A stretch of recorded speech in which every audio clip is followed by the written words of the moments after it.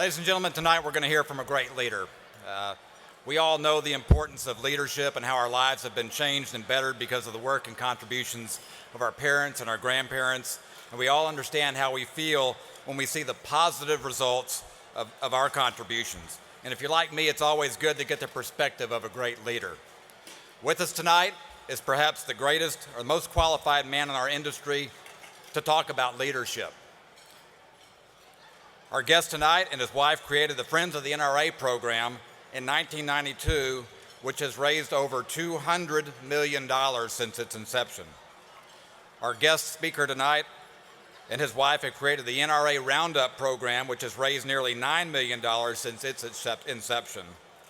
Our guest speaker has led his company to the 2009 Baldrige National Quality Award, our nation's highest presidential honor for innovation and performance excellence. He has received the 2010 Shooting Industry Academy of Excellence Award for his family's contributions to supporting the shooting sports industry. Our guest and his wife received the 2010 Conservationist of the Year Award given by the Conservation Federation of Missouri. And our guest received the 2011 National Shooting Sports Foundation highest award, the Ken Sedlecki Achievement Award. This man and his wife, Brenda, through their various contributions, are possibly the leading benefactor of the NRA, and I'm not so sure that we need to qualify that with possibly, the key conservation groups and the shooting sports industry. Ladies and gentlemen, let's think about leadership and let's give a warm welcome to Larry Potterfield, founder and CEO of Midway USA.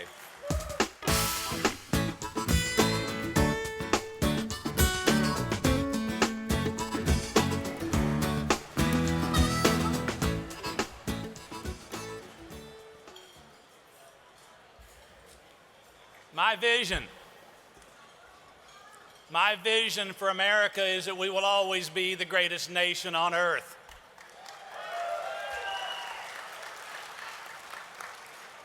For the benefit of our citizens and citizens of the future and citizens of the world. We will be first in freedom,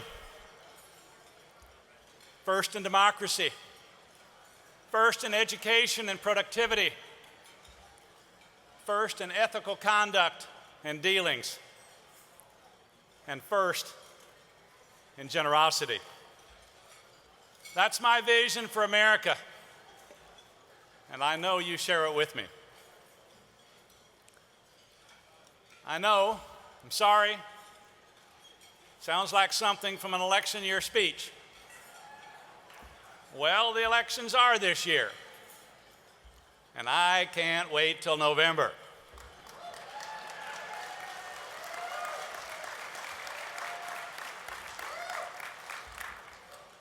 I'm not running for office, but I do believe that to achieve our vision, America needs the Dallas Safari Club, and America needs to invest more money in youth education.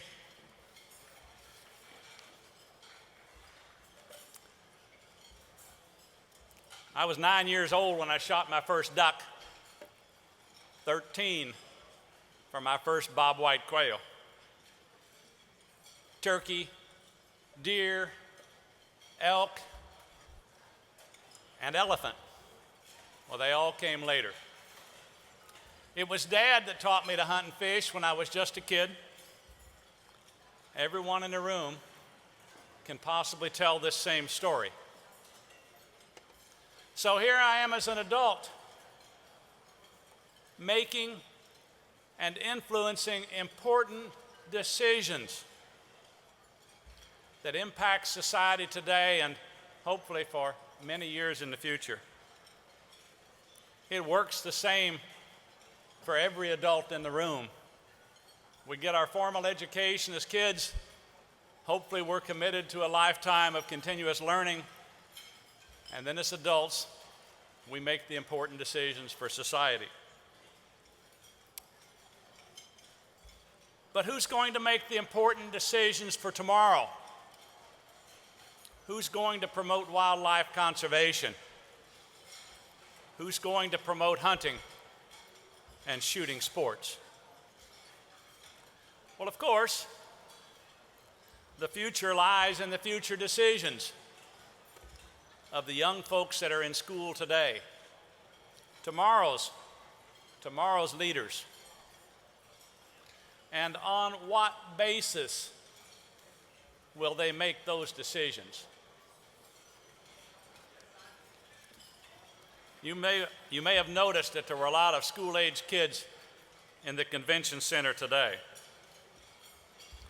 Last year at this show, Brenda and I came up with the idea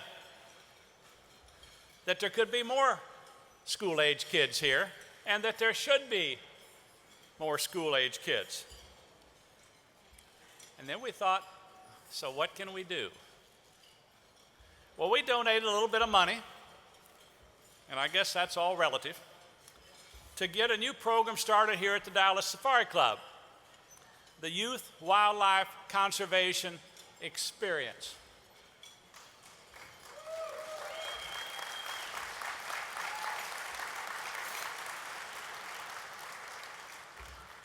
The idea, just an idea, was to bring a few busloads of high school kids in, guide them through the exhibit hall. Wow. Feed them lunch and give them a formal wildlife conservation message. Wouldn't that be great? And holy cow, if you could pull it off. Well, the Dallas Safari Club folks have been really, really busy. Today they brought in 400 high school kids, toured them through the exhibit hall, fed them lunch, and let them listen to some of the foremost wildlife conservationists of our day. The idea became a plan, and the plan became a working program. Brenda and I spoke to these kids for a few minutes today. I asked them if they had Facebook pages. That was a trick question, of course. They just all raised their hands. Then I asked them to take lots of pictures and post them all over everywhere in their social circles, to talk with their parents about their experience.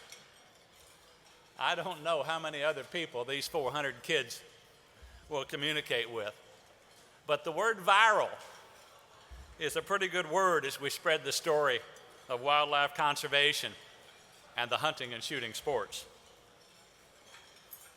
And Dallas Safari Club is going to do this next year and next year and next year and forever.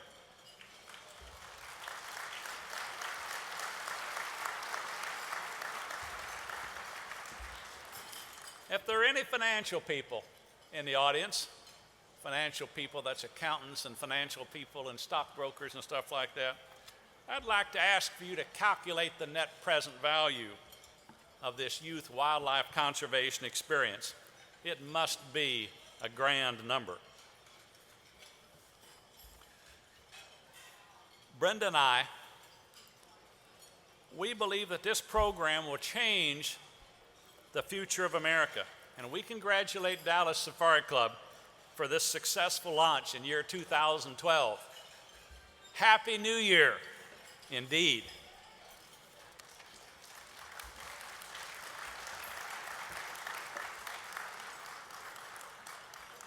I know that many of you will have the opportunity to attend the conventions of the Rocky Mountain Elk Foundation in Las Vegas, the National Wild Turkey Federation meeting in Nashville, Wild Sheep Foundation in Reno, and Mule Deer in Salt Lake City. You'll see more kids in these conventions than ever before, because each of these sister organizations has also developed a program to offer a youth wildlife conservation experience beginning this year. For Brenda and I, seeing this exciting program get off the ground is very, very rewarding. And we thank the Dallas Safari Club for being a partner and for launching this gargantuan effort. Now, before I close, I want to switch topics just for a moment and talk to you about this gold jacket. Perhaps you've heard this story before. The NRA gave gold jackets to Brenda and I, frankly, because we give them a lot of money. And I wear it here tonight for you, hoping you will do the same. America needs the National Rifle Association.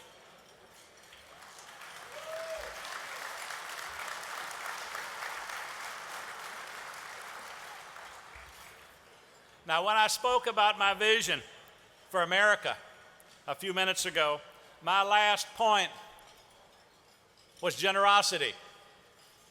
Generosity with time and generosity with money.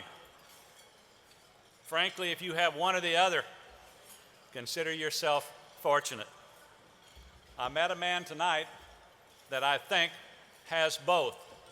I congratulate him. He's the only man I ever met that had both time and money. If you share my vision for America, I ask you to join Brenda and I and share your time and money with those organizations and programs that will change the future to help ensure that America will always be the greatest nation on earth. I'm Larry Potterfield with Midway USA, and that's the way it is.